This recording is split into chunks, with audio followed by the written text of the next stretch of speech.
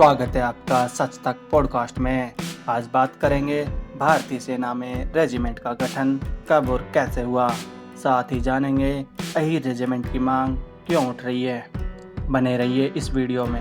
सबसे पहले तो हमें कबीरदास का वो दोहा याद आता है जिसमें जाति न पूछो साधु की, पूछ लीजिए ज्ञान, मोल करो तलवार का, पड़ा रहन दो म्यान।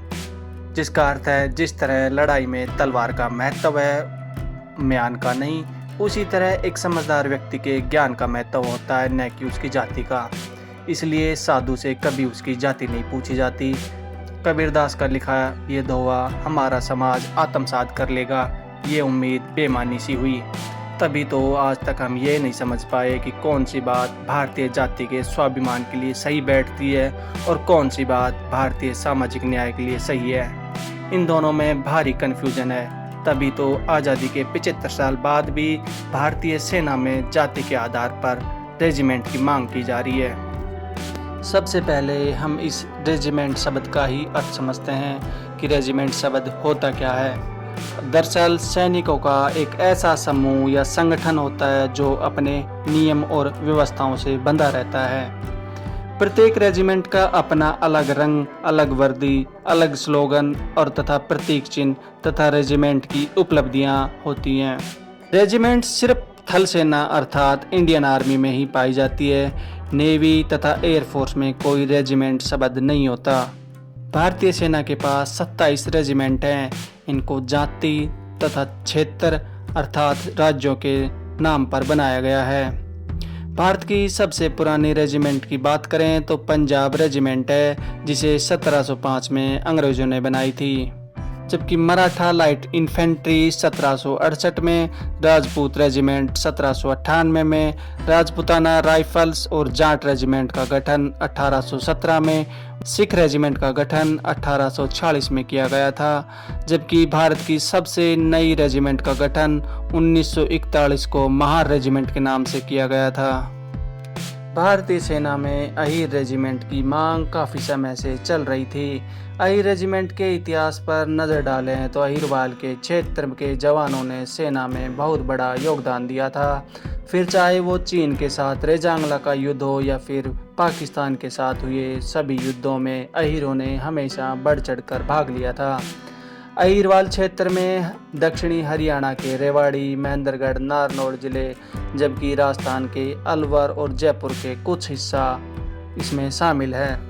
अब आपके मन में एक सवाल जरूर उठ रहा होगा कि जब संविधान ही जातिगत भेद नहीं करता तो इन जातिगत सभी रेजिमेंट को भंग क्यों नहीं कर दिया गया। अब इसका जवाब भी सुनते जाना। दरअसल जब भारत आज़ाद हुआ उसी समय विदेशी ताकतों ने भारत को बड़े बड़े युद्धों को लड़ने के लिए मजबूर कर दिया। उस समय पूरी दुनिया कहती थी भारत जातिगत आधार पर बटा हुआ देश है जो अपने पैरों पर खड़ा नहीं रह पाएगा और हजारों टुकड़ों में बिखर जाएगा। इसलिए तब भारत सरकार ने फैसला लिया कि भारतीय सेना में अचानक कोई बदलाव नहीं किया जाएगा ताकि सेना कमज़ोर नहीं होगी।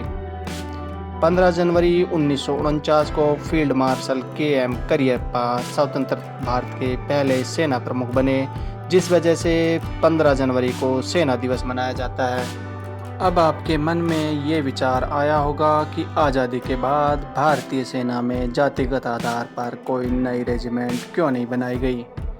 इसका जवाब है भारतीय सेना को इसकी आवश्यकता महसूस नहीं हुई। भारतीय सेना ने देखा कि जाति से ज़्यादा महत्वपूर्ण सैनिकों की ट्रेनिंग और उनकी बहादुरी है और इन दोनों चीज़ों के लिए जाति या इलाका कोई मायने नहीं रखता।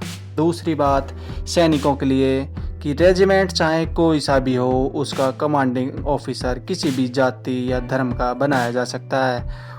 कमांडिंग ऑफिसर का कोई धर्म नहीं होता। ऐसे जाट रेजिमेंट में कोई मुस्लिम ऑफिसर आ जाए तो वह रेजिमेंट के धर्म का पालन करेगा, न कि अपने धर्मों का, तथा रेजिमेंट के मंदिरों तथा यज्ञों में भाग लेगा, क्योंकि सेना में रेजिमेंट के धर्म से बढ़कर कोई धर्म नहीं होता। भारतीय सेना का दूसरा मानना ये था कोई भी व्यक्ति भारतीय सेना में सैनिक बनने के लिए आता है तो उसके लिए जाति या धर्म जरूरी नहीं होता, बस वो भारत का नागरिक होना चाहिए। चाहे वो किसी धर्म, क्षेत्र या जाति से आता हो, वो सभी भारतीय सेना में भर्ती होने के पात्र हैं। सरकार किसी वर्ग या समुदाय, धर्म के नाम पर कोई नई रेजिमेंट नहीं बना सकती। 1962 में चीन के साथ हुए युद्ध में लद्दाख के रेजांगला जगह पर कुमाऊं रेजिमेंट थी, जिसमें 120 जवान थे, जिनमें से 114 जवान यादव अहीर जाति से थे। 20 जवानों ने 17,000 फीट की ऊंचाई पर चीनी सेना के 1500 से 2000 सैनिकों का डटकर मुकाबला किया था। इस युद्ध में 3 सैनिक जिंदा बचे थे जो बुरी तरह से घायल थे। मेजर शैतान सिंह की अगुवाई में इन सैनिकों ने चीन को आगे बढ़ने से रोक दिया था। बाद में चीन के सैनिक इनकी वीरता देखकर अचंभित रह गए थे। मेजर शैतान सिंह को मरणोपरांत सेना के सबसे बड़े सम्मान परमवीर चक्र से सम्मानित किया गया। 8 जवानों को वीर चक्र और बाकी 6 जवानों को सेना के वीरता मेडल से सम्मानित किया गया था। जब इन शहीद जवानों की बॉडी को युद्ध के मैदान से उठाया गया, तब सब में एक चीज कॉमन नजर आ रही थी। पहली कि सभी के हाथ में बंदूकें थी और उनका अंगूठा बंदूक की ट्रिगर पर था। दूसरी चीज, सभी के सभी सैनिकों ने अपने सीने पर गोलियां खाई थी, अर्थात किसी ने भी पीठ नहीं दिखाई थी।